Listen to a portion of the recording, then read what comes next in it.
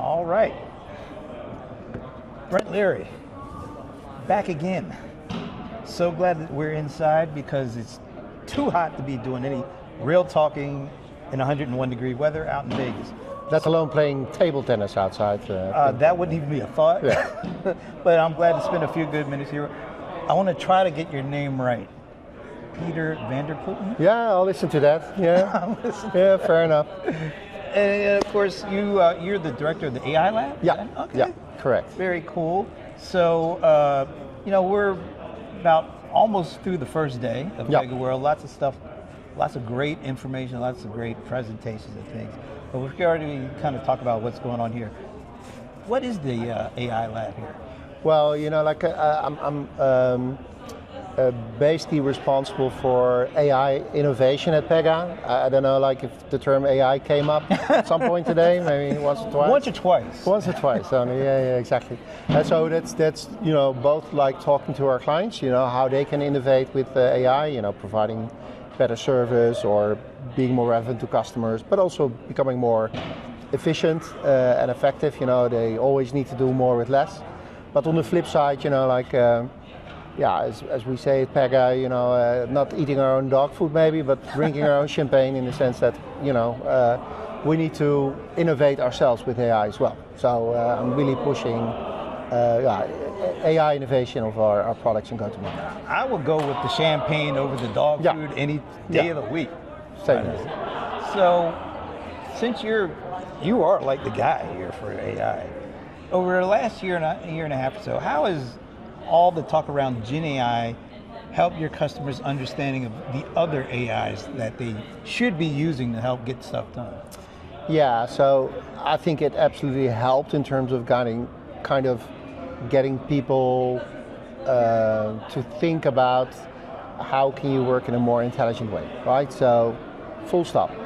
And the thing is, many companies, they've been using AI for ages, right? So, but almost quote without knowing. It was always in particular pockets, maybe whatever in the marketing department or in credit risk or whatever it was. Fairly small sets of people who actually got involved in it. So it wasn't really kind of democratized. Yeah. Then ChatGPT came, and whatever your mom was doing cookie recites with ChatGPT, your kid was writing her thesis with ChatGPT, right? So it became really, really accessible. And the good thing is then right now there's estimates that over 75% of people in enterprises use Gen AI even just as a shadow tool, a shadow IT tool. It's unavoidable, but it kind of opens up people's perspectives in terms of can we work a bit smarter here? And then it turns out, and when the CEO comes in and says well, indeed, my daughter graduated on a thesis she wrote in Gen AI, then he goes, of course, but why aren't we using it in our company? Yeah, and it has helped, the left brain AI as well, Gen AI, maybe right brain AI, left brain AI, maybe real-time decisioning and other types of more kind of rational type of AI. Because in many cases, when people start to talk about use cases, when you get more into the detail, sometimes it's a Gen AI use case, sometimes it's something completely different. So I'm so glad that you brought up the left brain, right brain AI, because I've been told you're the person I need to talk to about that. So just a little bit more around left brain versus right brain AI, and how does that give us the full brain AI? Right, yeah. So I kind of, came up with the term, or starting to push the term a little bit, because AI can be kind of very daunting as an area, all these technicalities and different types of AI. So I was really looking for a metaphor that could, resonate with almost anyone. And if you then indeed think about generative AI as a form of, it's AI that generates stuff. It's creative AI. It creates stuff. It creates anything. Nice. That's normally associated with our right brain, our creative brain. Yeah. I use it a bit loosely. But our left brain, that's the part of our brain which is all about how do we make optimal decisions.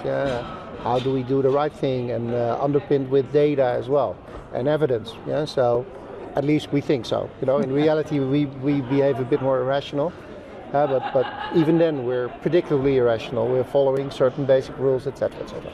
So I think that metaphor works in terms of distinguishing those two types of AI.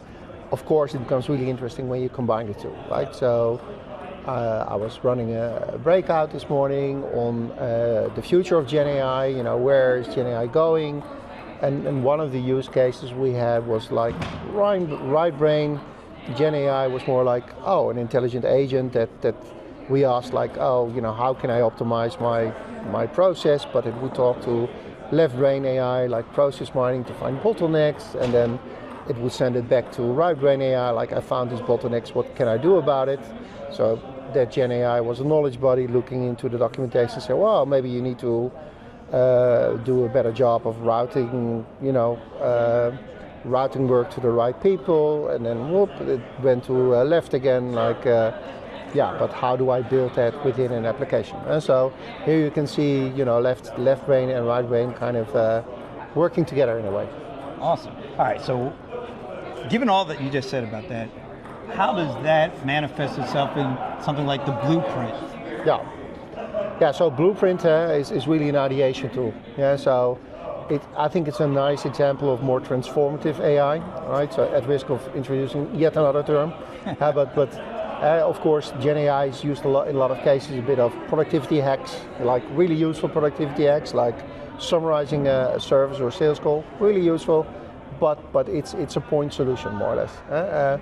Blueprint is an example of more transformative AI because it really lets you rethink how you want to do business. Say you want to build a new application for whatever your bank, you want to renew your lending application, or you want to come up with the best marketing strategies you want to use.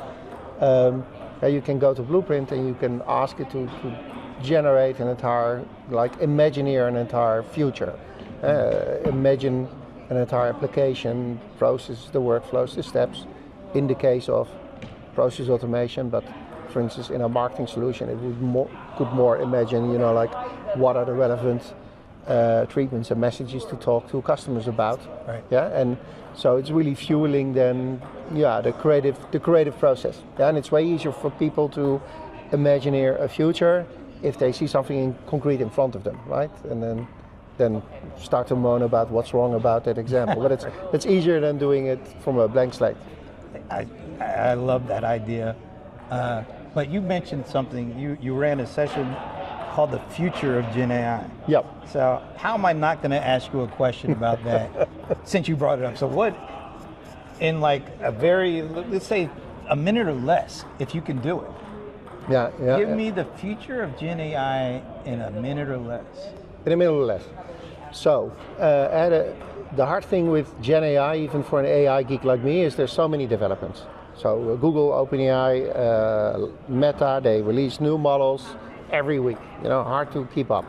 Then there's all these new use cases that pop up left, right, and center. Yeah. So the question then really becomes it all feels a bit not tactical, but at least how can I see the forest from the trees, right? So is there more is there an evolution, is there a pattern to this where you can say, this helps me to imagine where Gen AI is going, not just tomorrow or next week or next month, but over the next 2 years.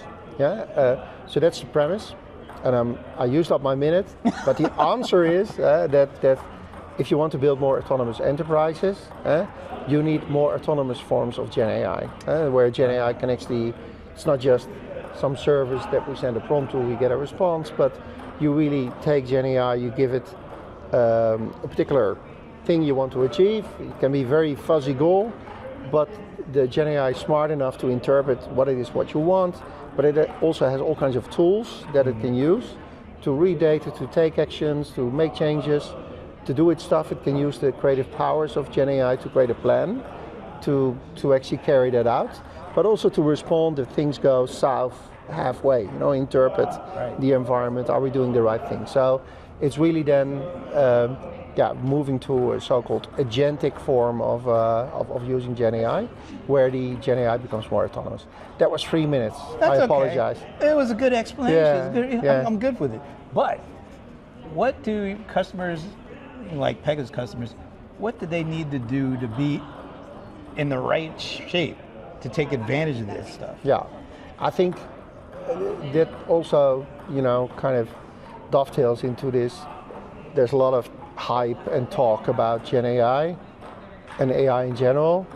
Just start doing it, right? So I think there's still people that are too afraid to even do it. And on the flip side, maybe there's people who are too enthusiastic, but they stay in this kind of up somewhere in the clouds, like where everything is gonna be perfect.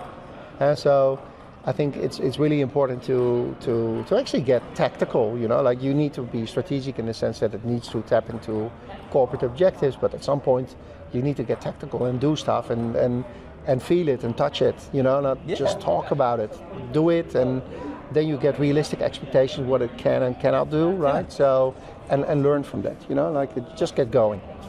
I was talking to Don Sherman, he's like, he wants everybody to leave, at least do a blueprint before they leave, and then take it home and actually let something happen. Exactly, we're not going to let you out of the door if you haven't built it. Yeah. This has been great, Peter. What question should I ask you that would get Elena nervous? No, I'm just kidding. Yeah. I'm just kidding about that. I can do that. Anyway. Something about stock prices, most likely. I'm staying away from that. All right, so what do you want people to walk away with after hearing the keynotes, after going to your session? What do you want them to take away and then implement?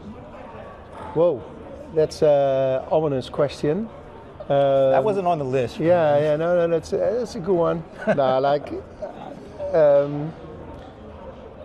It's back to the previous question, specifically also around AI. Yeah, don't be scared of it, or on the flip side, don't see it as some kind of silver bullet.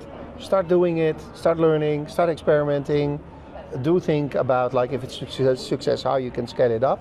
But we have plenty of new kind of products and tools and use cases we spoke about, but all our clients here are walking around also presenting their success cases. It's really important to get hands-on and just do it, right? So just do it. I've heard that somebody before. heard it before. We cannot steal it. Yeah. So, is there any truth to the rumor that you're going to be playing Alan at ping pong later today? No, I'm not even gonna. I'm not even gonna try. No, I don't. No. That's a lose-lose proposition, actually. Well, Peter, as always, first of all, glad to finally meet you face to face. Yeah, likewise. But I'm sure you'll be back on with the CRM players at some point in time as well. That would be fun. Awesome. All right. So, on behalf of Peter, I'm Brent. I'm done for today. I'll be back tomorrow, but not outside.